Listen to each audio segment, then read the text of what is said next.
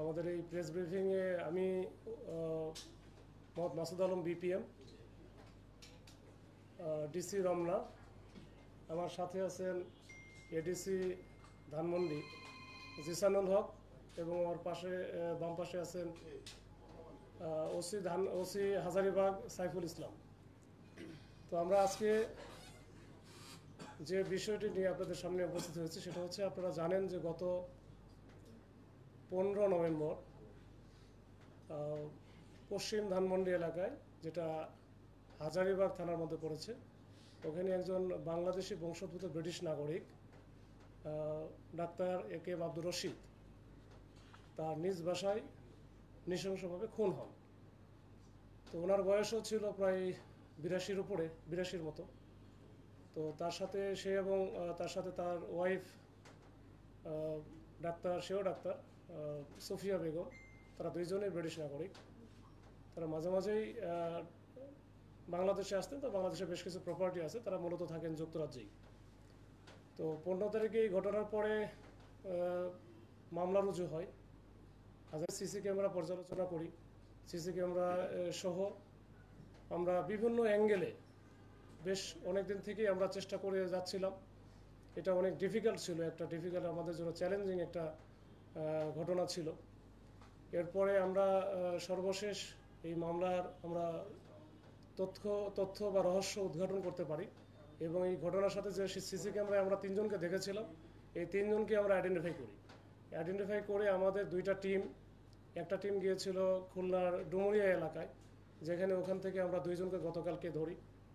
তার একজনের নাম ছিল নাইম, আর একজন হচ্ছে রিফাত। এই 2 জনকে আমরা ওখান থেকে ধরার পরে আমরা এই মোহাম্মদপুর থেকে আরেকজনকে ধরি, শাওন নামী, তাদের এই শাওন নামী একজন ছিল। এই মোট 3 জনকে আমরা ধরে নিয়ে আসার পরে আমরা প্রাথমিকভাবে জিজ্ঞাসাবাদে যেটা আমরা জানতে পেরেছি, যে 3 জনই মূলত একটা রেস্টুরেন্টে কাজ করত।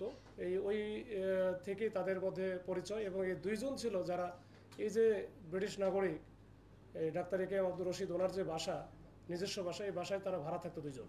এই 2 জন ছিল নাইম আর রিফা। এই 2 জন ভাড়া থাকতো।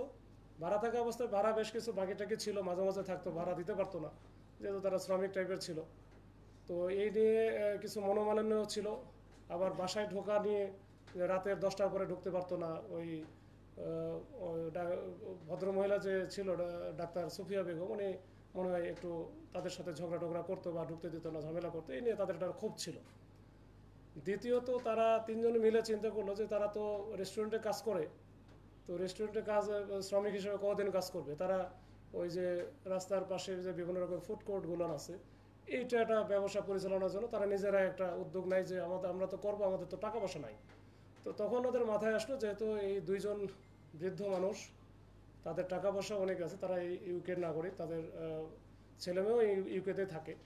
তো ওরা 2 জন আসছে এখানে।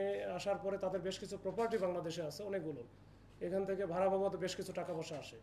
তো তখন তারা প্ল্যান করলো যে এই 2 জনকে যদি আমরা একটু 2 জনে ওখানে আমরা যাইতে পারি, তাহলে আমরা বেশ কিছু টাকা পয়সা পাবো, যেটা দিয়ে ওদের যে প্ল্যান সেইটা বাস্তবায়ন করা সম্ভব, যে তারা নিজস্বভাবে ব্যবসা পরিচালনা করবে। তো এই প্ল্যান থেকেই তারা কিন্তু ওই দিনে রাত্রে আনুমানিক 1:30টার দিকে তারা যায় ওখানে, যেটা আমরা সিসি ক্যামেরায় পেয়েছি। পরে 2টা-2:30টার দিকে যখন তারা ভিতরে ঢোকার সময় যে ঝামেলাটা হয়েছে, এই ডাক্তার একে এম আব্দুর রশিদ, উনি তাহাজ্জুদ নামাজ পড়ার জন্য উঠেছিল। ওঠার কারণে এরা তো বুঝতে পারে, যখনই ঢুকছে তখন সে দেখতে পাওয়ার পরে তখন চিল্লাচিল্লি শুরু করছিল। তখন সে সাথে সাথে তাকে ধরে ফেলে, এবং এই চিল্লানির থেকেই ওই তার ওয়াইফ যে ছিল ডাক্তার সুফিয়া বেগম, উনিও দৌড়ে আসে। তখন ওনাকে একজন ধরে, আর এই বৃদ্ধ লোকটাকে 2 জন ধরে।